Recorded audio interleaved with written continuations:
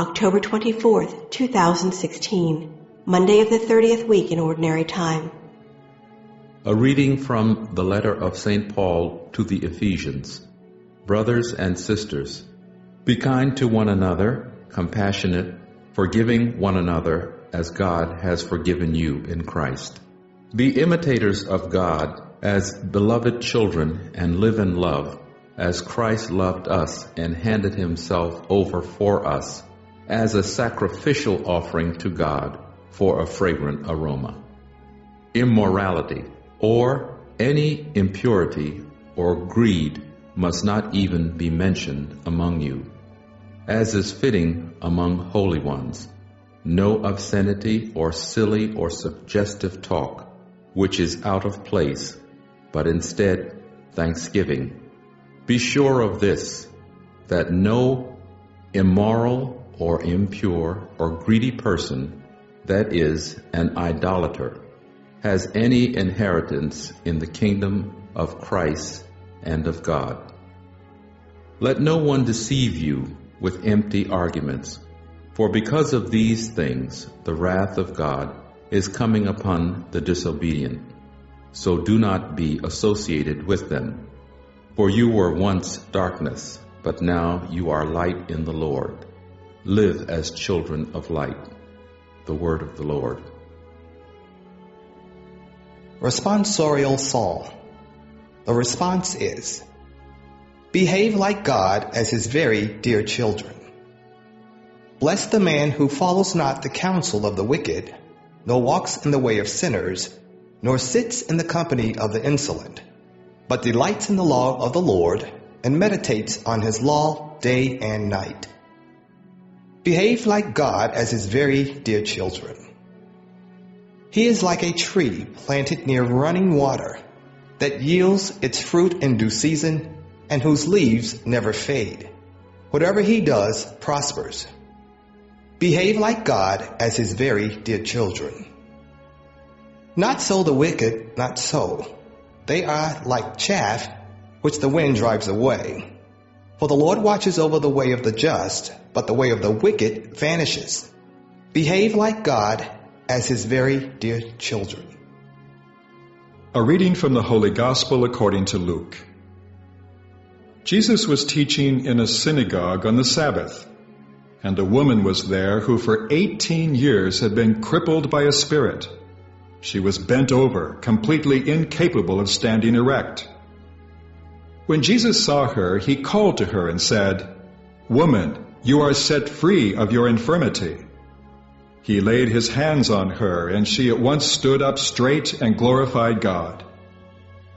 But the leader of the synagogue, indignant that Jesus had cured on the Sabbath, said to the crowd in reply, "There are 6 days when work should be done.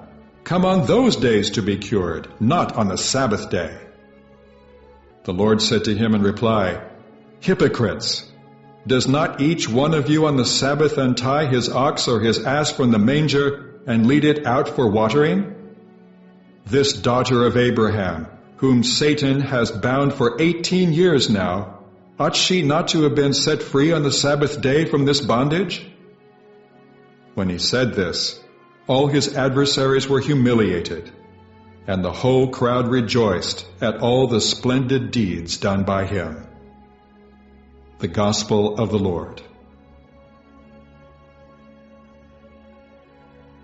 October 24th, Monday of the 30th week in Ordinary Time. The reading is from Ephesians chapter 4, verse 32 to chapter 5, verse 8. The author speaks about the fact that God has been compassionate towards us. We should be compassionate towards others. We should live in a way that shows that we're beloved children of God. And that means doing certain positive things, living a virtuous lifestyle, being humble, being generous, but also avoiding the other side of the coin, avoiding loose talk, silliness, obscenity. When people see us, whether we know they're watching or not, they should see that we're people of integrity.